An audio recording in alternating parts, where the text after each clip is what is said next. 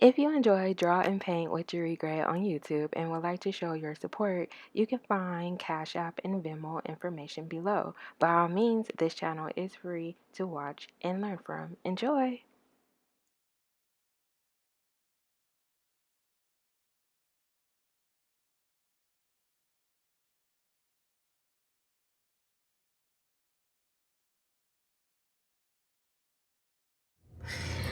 Hey everyone, I am back with another demo, and in this actual demo, my drawing with color class is moving into their watercolor pencil unit. So this unit pretty much deals with it's more of an assignment to help young artists that are taking a drawing class, but they want to start to move into painting.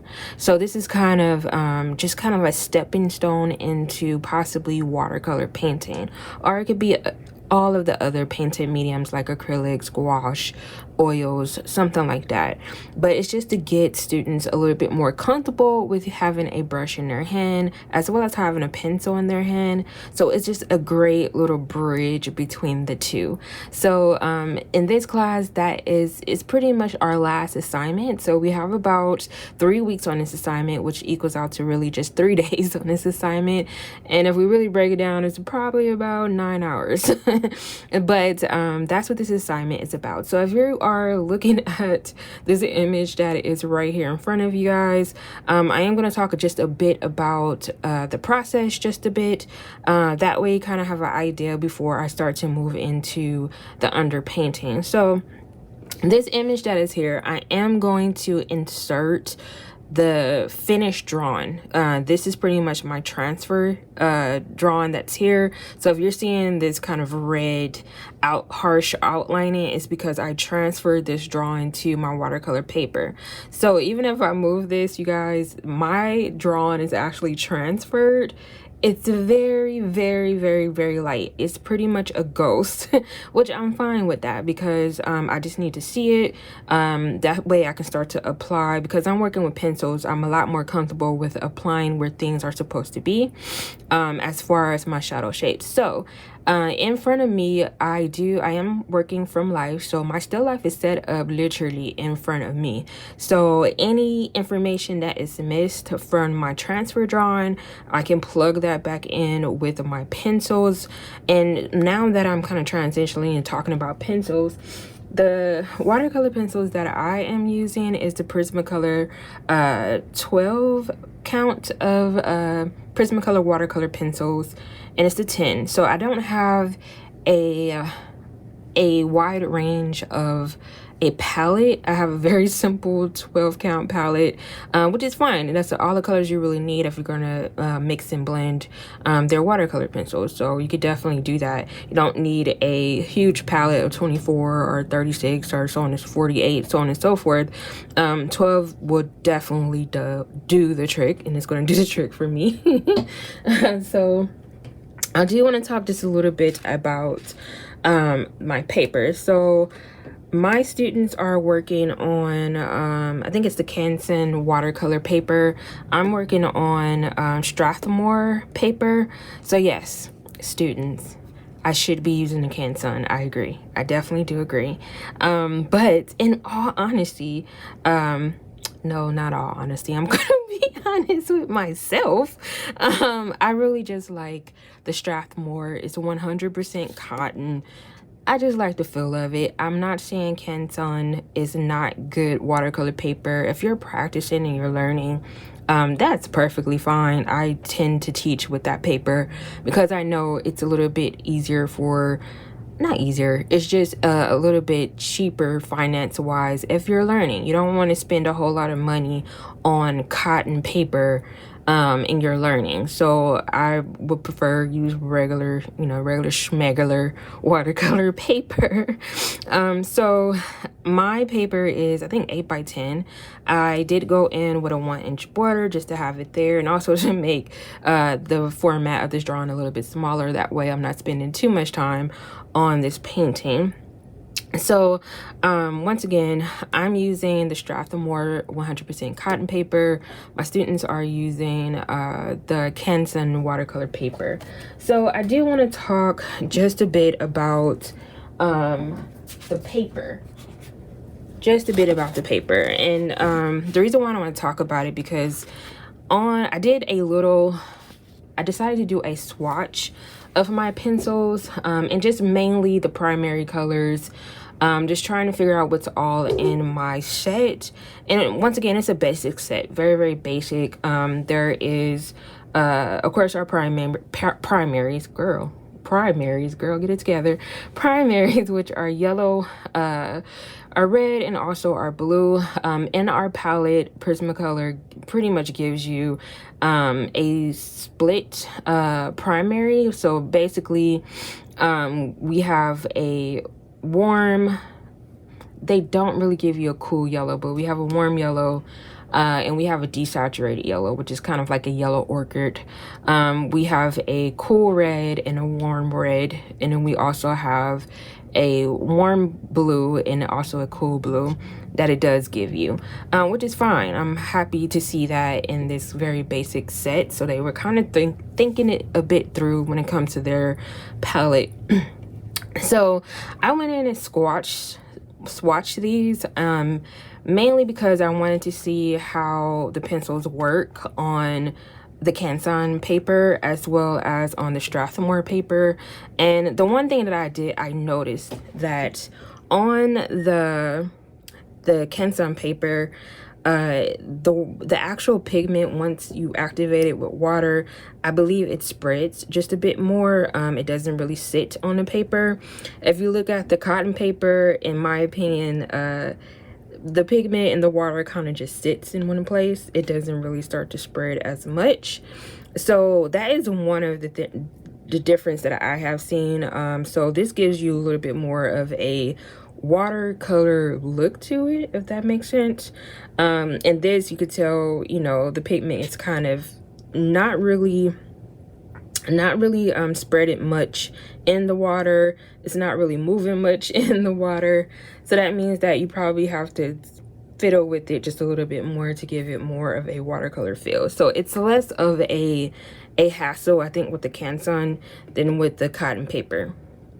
And yes, I am using the cotton paper because I just love the feel of it. So my students, they're probably going to be chasing or drawing and they're painting just a bit, because the water is just going to, and the pigment is just going to be moving everywhere. But it's always good to do that. Please, you guys, do not fault me for my very lopsided spheres. I went in just really quick because, once again, you want to see what your materials can do, what they cannot do. So it's always good to do a little swatch of your materials, a little sketch of your materials, and see if the process work really well. All of that is very important. I do my best to do that ahead of time. So I just wanted to talk a little bit about the paper, a little bit more about the paper. And I also want to talk about some of the materials that I'm going to be using today. So when it came down to my actual sketch, I went in with my regular old mechanic pencil. And really, reason why I'm using a mechanical pencil is because I was just being lazy and I didn't want to have to sharpen my pencil. So I was like, let me just use this. So when I do insert, which I should hopefully am inserting my original sketch into this video, you will see the pencil, the actual graphite sketch of it. I also used a ballpoint pen for my transfer, as well as I use my this is a Durant F pencil. So it's a mid-tone pencil. I tend to use F pencils for my transfers because for some reason they don't tend, the graphite doesn't tend to move much in water, and I like that. Another thing, you guys, if you are transferring, make sure you are using sketch paper. This is drawn paper, and I believe that's probably why my transfer is very light. So if you use sketch paper, you might be able to transfer over more graphite, or you can use printer paper. Just do your whole drawing on printer paper and then transfer it to your watercolor paper. And you might ask, why are you transferring, Jerry? And I'm not sure if I talked about this yet, but I like to draw out my composition in my format, not on watercolor paper, because watercolor paper doesn't like to be agitated. So if I'm erasing anything out on my paper, I prefer to use a transfer method. Do my drawing on a separate sheet of paper, transfer over my drawing. That way I don't have to worry about agitating the paper, and my paper it'll just be fine once I start the painting process. So that's why I transfer over. And when I transfer over, it's very old school, you guys. It's, as you can see, just putting graphite on the back of my drawing, registering it where I need it, and then tape it down, use my ballpoint pen that's here, transfer it all over. So that's pretty much why I do that and the process for it. So just a little bit about how I went about at least using my materials for that. So another thing, I do have my Prismacolor True Blue that's here. Yay, True Blue, whoop-de-doo. This is what I'm going to use for my underpainting.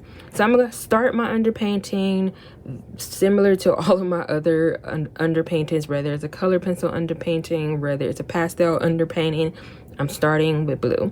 The only difference is, yes, I'm gonna go through my whole composition, separate my light mask from my dark mask, and I'm gonna activate the paint, basically. So I'm gonna add water to the pigment, and that will pretty much make it look more like a watercolor painting. So my underpainting does not change. It starts with blue. I'm gonna glaze color over it when we get to that stage. Step one is just getting the drawing down, getting the drawing transferred, and then start your underpainting process, which basically you are establishing your light. You're establishing what parts of the objects that are in the light mask, what parts of the objects that are in the dark mask, as well as you're establishing your temperature of the light. So my light is a warm light, so that means that my shadows are going to be cool. So that's why I'm starting with a blue pencil.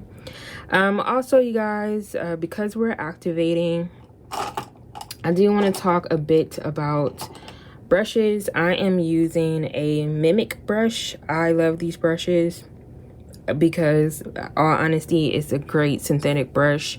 I can't tell a difference between Mimic and any other of the natural hair brushes. Like, I can't. So I love the Mimic.